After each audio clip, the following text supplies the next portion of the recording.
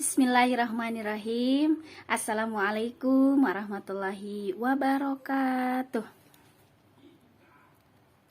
Selamat pagi anak-anak Bu Guru semuanya. Mudah-mudahan kita semua selalu diberikan kesehatan oleh Allah, selalu berada dalam lindungan Allah Subhanahu wa Ta'ala.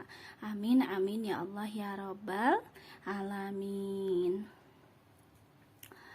Nah, kembali lagi dengan Bu Guru ya di materi tentang pendidikan agama Islam dan budi pekerti.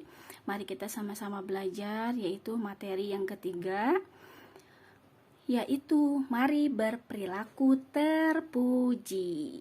Nah, diantaranya poin-poinnya itu apa saja? Gemar membaca, terus apa lagi ya? Pantang menyerah, terus rendah hati dan hemat. Yuk, sebelum ke materi, kita sama-sama berdoa agar ilmu yang didapatkan bermanfaat dan barokah. Bismillahirrahmanirrahim. Raditu billahi rabba wa bil islami dina wa bi muhammadin nabiyya wa rasula. Rabbi zidni ilman warzuqni fahman. Amin ya Allah ya rabbal alamin. Yuk kita masuk ke pelajaran berikutnya.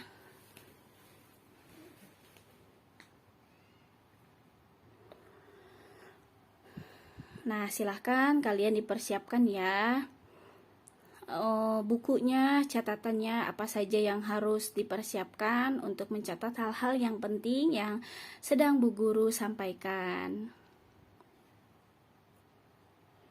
Pelajaran yang ketiga yaitu mari berperilaku terpuji. Tujuan pembelajarannya itu apa saja? Nah ya, yaitu diantaranya yang pertama, siswa dapat gemar membaca. Yang kedua, siswa dapat pantang menyerah. Dan yang ketiga, siswa dapat bersikap hemat. Yang keempat, siswa dapat bersikap rendah hati. Nah, kita bahas satu persatu ya anak-anak. Yang pertama, gemar membaca. Bagaimana ya cara agar menjadi pandai?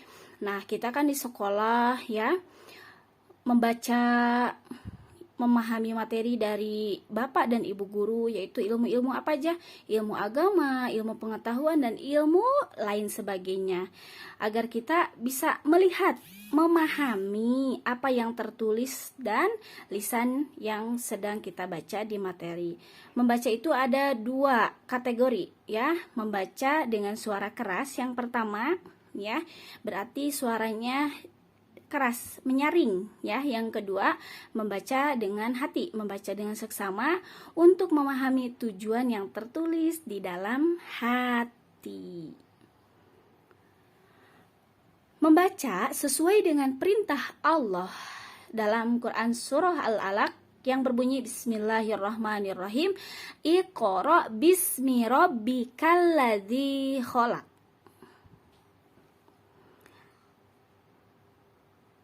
Nah, yang artinya, bacalah dengan menyebut nama Tuhanmu yang telah menciptakan.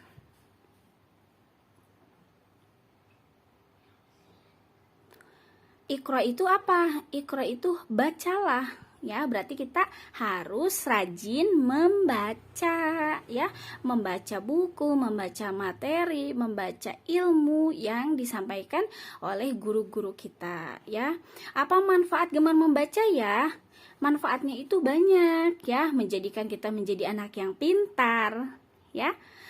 Menambah pengetahuan dan informasi, itu manfaat membaca, dan memperbanyak ide-ide dan banyak lagi.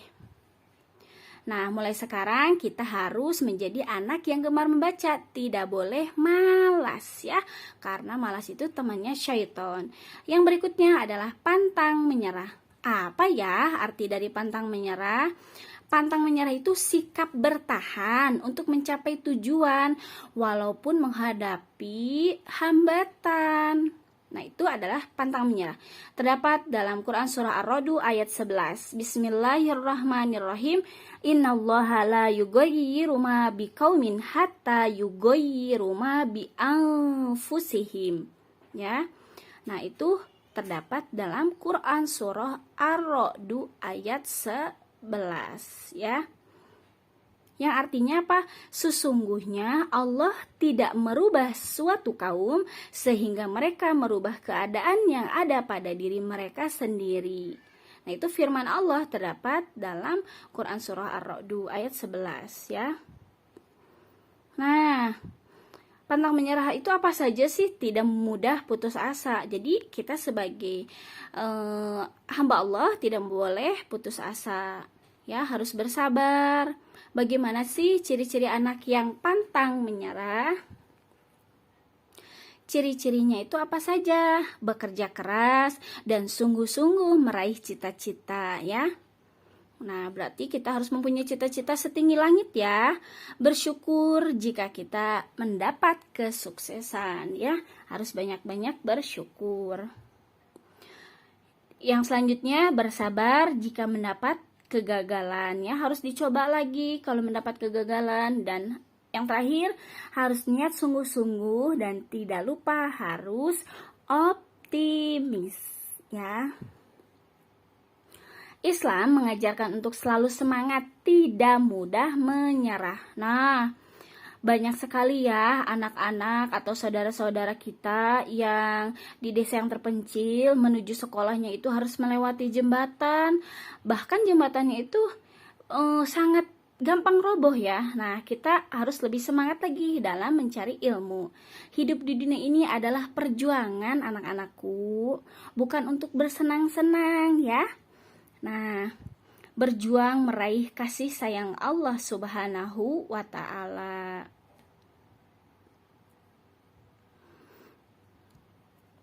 Yang berikutnya yaitu adalah rendah hati ya.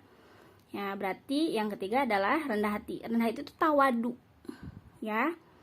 Tawadu. Nah, sikap yang tidak merasa dirinya paling baik, lebih baik dari orang lain ya, rendah hati.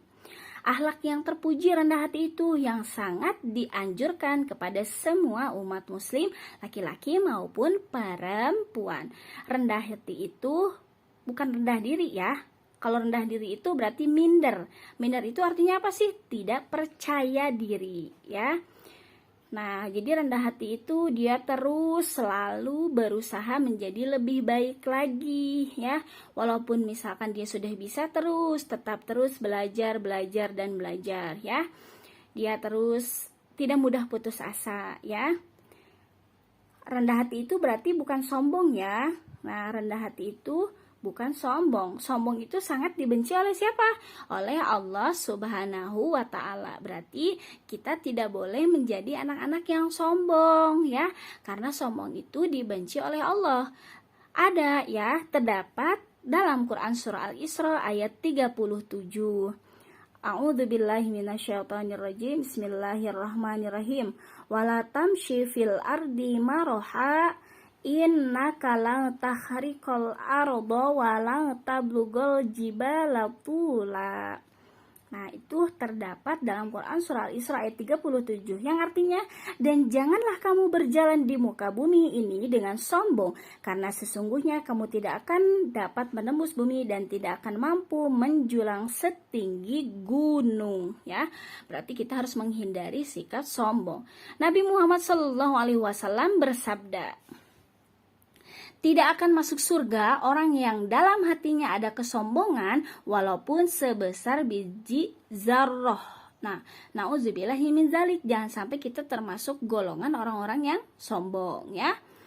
Kita harus berlindung kepada Allah ya. Nauzubillahi min zalik. Nah, apa saja sih contoh rendah hati dalam kehidupan sehari-hari?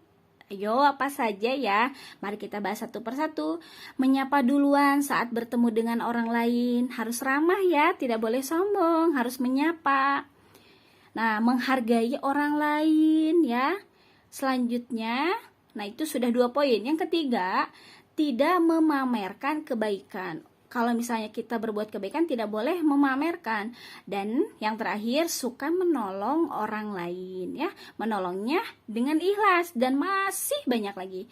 Intinya itu jangan merasa lebih baik dari orang lain. Tetap harus terus belajar ya.